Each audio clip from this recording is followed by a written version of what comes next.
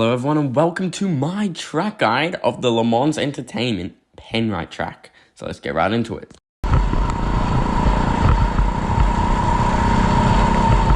So this is basically what I would call turn one pretty much. It's this little left kink. It's not really a turn, but what you want to do, you want to get most of your card on that. So you stay centered in the middle of the track. So you don't go too wide. So you can keep your distance down. Distance traveled down so that you can go faster. So you get a fast lap time basically. So the middle will set you up for that next corner really well. So we're now centered in the middle of the track, and what you want to do now is basically start turning here at this point so that you will get as close to the wall as possible.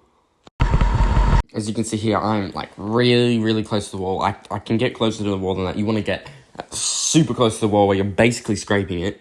But from there, you want to stop turning and you want to level out so you can keep going straight to hit your next apex. Alright, so this is turn 3, but it is a bit weird because sometimes the sensor doesn't work, but sometimes it does. I think when I'm editing this, I don't think it works at the moment. But what you want to do is, if it doesn't work for you, make sure you test it out. If it doesn't work for you, cut across that whole thing, get up against the wall, keep going straight, and don't turn the wheel too much, alright? But anyway, let's start from where I am. If you're where I am, do the same thing. Just keep your angle of steering. Don't make it turn anymore. Just keep it very light. Go all the way to pretty much the white line on the outside there, and to keep carrying the speed. So I'll show you here. Now, as you can see here, I've kept my angle of steering, and it's brought me all the way out here. You want to pretty much keep holding that angle of steering as well to get back to the middle of the track so that you can get set up for the next corner. But staying here, it won't let you lose too much speed, but you will compromise some distance traveled. Now, this is turn 4. As you can see here, I'm just off the ripple strips, and that is relatively where I want to be. Sometimes I do go on the ripple strips and get close to the wall, which is good, which opens up the next corner for you. But this is a pretty optimal angle at where I'm at right now. I want to stay here, cut across the green. If it's raining, I wouldn't really recommend it because it does get slippery there. But cut across the green so you can stay around the middle of the track. I do mess it up a bit here. So you can stay around the middle of the track to set up for this next little quick left-hander into the right-hander. Now we're here in turn 5, heading into the S's and around the back. Where I am right now is pretty much the perfect position. I'm right up against the wall pretty much. If I had to stick my hand out, I wouldn't have to stick it out that much to even touch it, right? But there, exactly where I am right now is where you want to hit the brakes. Sorry about not talking about the throttle in the other ones. I will just put text over it in the other ones. But you want to brake there hard for about maybe a second so that you slow down enough, but then when you're going through the corner, you don't have, you don't carry too much kinetic energy where you're going to go boom, boom, boom, right, where you're going to bounce. It does happen a lot though, the bouncing, but it does slow you down. So that's why you got to go slow and fast out through there to set up for the S's, and make sure you get wide into the next corner, which I'll explain. Alright, so this is turn 6. I'm not really at the optimal apex. Where you really want to be to apex is there, not where I am right now, because this has a high risk. If you have a sensitive car, this has a insanely high risk of where I am right now to be slowed down by the sensor, right? Insanely high risk. I've ruined so many sessions because of it. So many races, so many qualifying sessions because of where I am right now, right? So you want to go out more and come in. You also want to have that same go out and come in late line in the wet. But, you want to get back on the throttle, like, immediately after I told you the brake. So you want to get back on the throttle about where I am. And it's flat out until the final chicane section. So just keep your foot on the floor until the final chicane section. You want to... I'm already, like, fumbling, bro. With the good line, so not the line I'm at right now, you go through and you'll be straight set up for the next corner, right? Where for me, I have to keep turning for longer, which will slow me down for the next corner. So we'll talk about that. This is turn 7. Now, this is another weird corner for sensor-wise. You want to get, if you're not a sensitive kart, you want to get your tires around halfway between the red and the yellow, right? On that green part, like around about halfway there. That will set you up well, because if you cut pretty much any more than that, you're going to hit the sensor, right? If you have a really sensitive kart, you have to stay off the red even. It's that bad. So yeah, it's just still keep it flat out through there. Check your kart sensors before you start the session on the warm-up lap or something. See if it slows you down. If it doesn't, you can go on the green. If it does, keep away from the red bit. So yeah. Turn 8, simple. Not much explanation needed.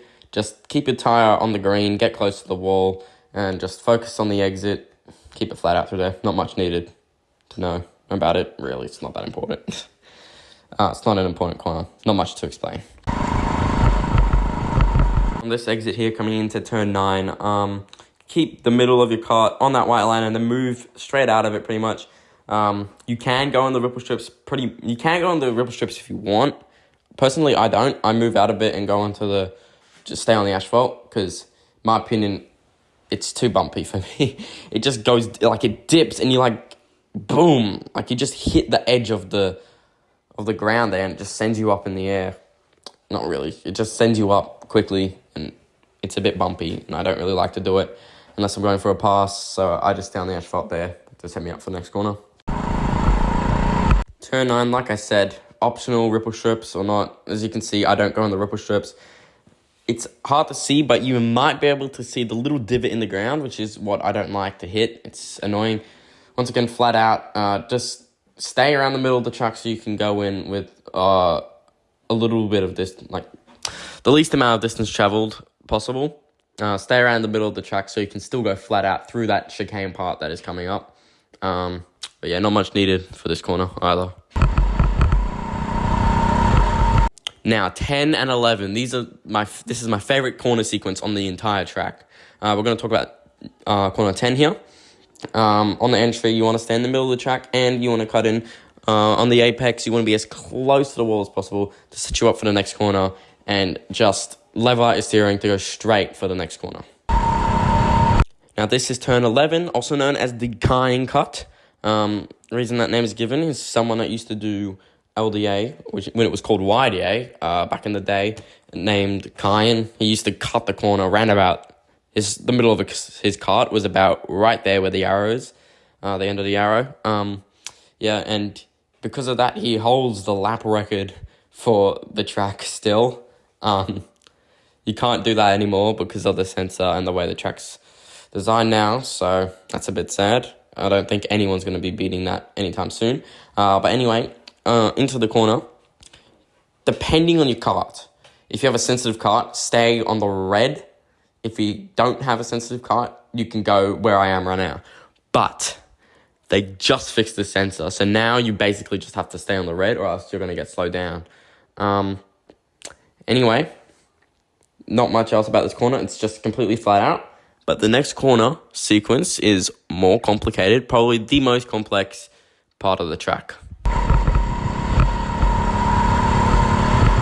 Now, this is turn 12. You want to brake where I am right now. You want to go really hard on brakes for like a quick second, so that you can just on the brim of locking up the brakes, right?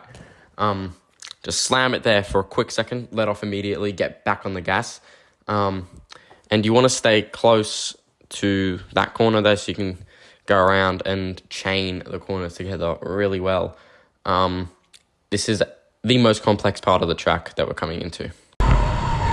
Where I am right now in turn 13 will set up the next corner for you really well. And this is a big passing opportunity here, right? You have to go the right speed through here because some people will make a mistake and you can cut down the inside on the next corner up there. Just get the throttle back on here. Not much important about this one.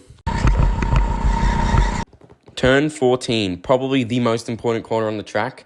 It's weird against sensor-wise because it used to be really sensitive, but now you can pretty much go on the curb and it won't slow you down at all.